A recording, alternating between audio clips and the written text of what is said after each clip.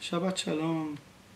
In this weekly portion, we read the story of Korach, which is about leadership, about defiance, about questions arising within the community of who needs to lead and what everybody's job is in the big picture of things. Korach, it seemed to him that it's not fair and that he wanted the job that was actually given to Aharon, to Aaron. And all of this thing kind of happens around questions of maybe what somebody else is doing is what I should be doing. How often in our lives do we look around and see what somebody else is doing and say, I want to be like him. I wish I had a little bit more of what he has. And we get confused because the more we look outward, we lose touch of what's happening on the inside. Towards the end of the Parsha, God has an interesting thing. He says after the whole thing with Korach ended, that question is still left there in the air of who is the leader?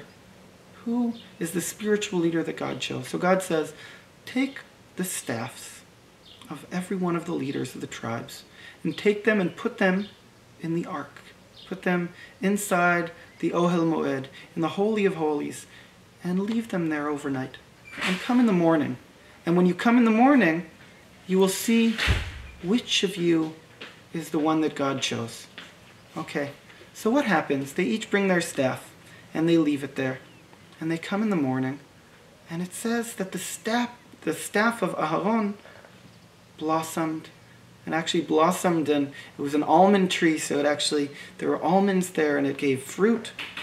And this moment, when they all came, it says that they each saw their staff, and they saw the staff of Aaron, and each one chose his staff, and he took it, and he went home.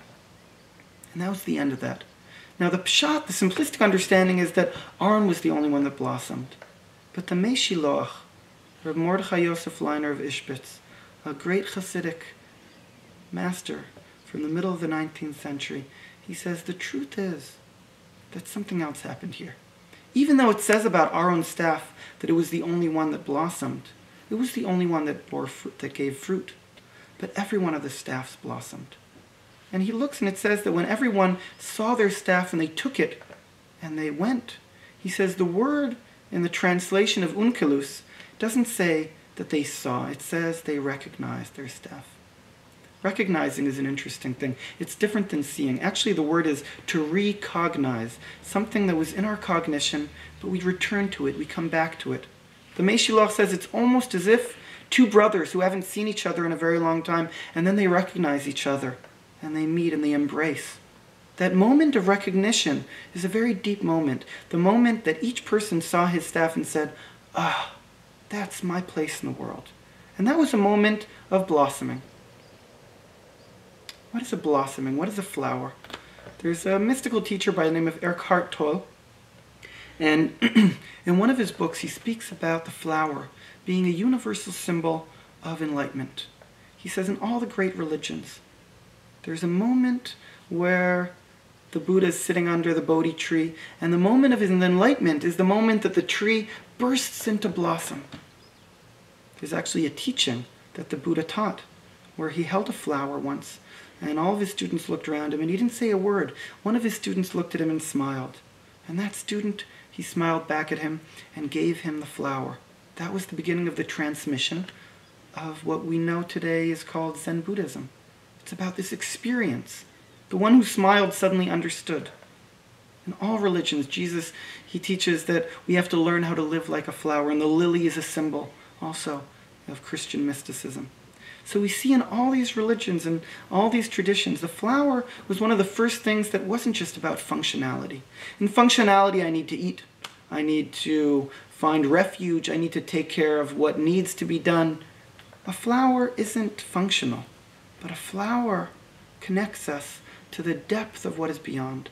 And so it's been a symbol of religion, of creativity, of art, and it's been an important player in the development of human consciousness. And if you go back to what it means to be chosen, in the pshat, the simplistic understanding, what does it mean to be chosen? Either you're chosen, but when one person is chosen, everybody else is not. Sometimes I say that the Jewish people, we call ourselves the chosen people.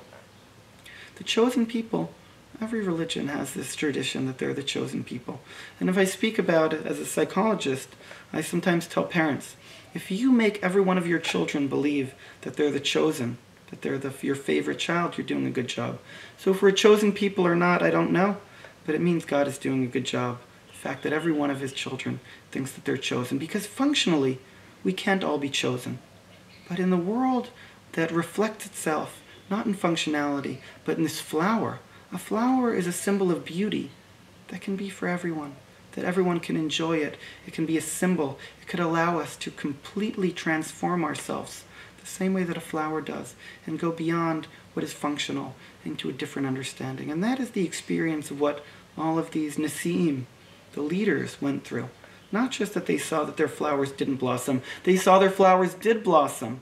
And they went home holding their staff, holding what they lean on in this world, knowing deeply and truly who they are, what their job is in the world, and not looking around to see what isn't ours, but to deeply understand what is ours.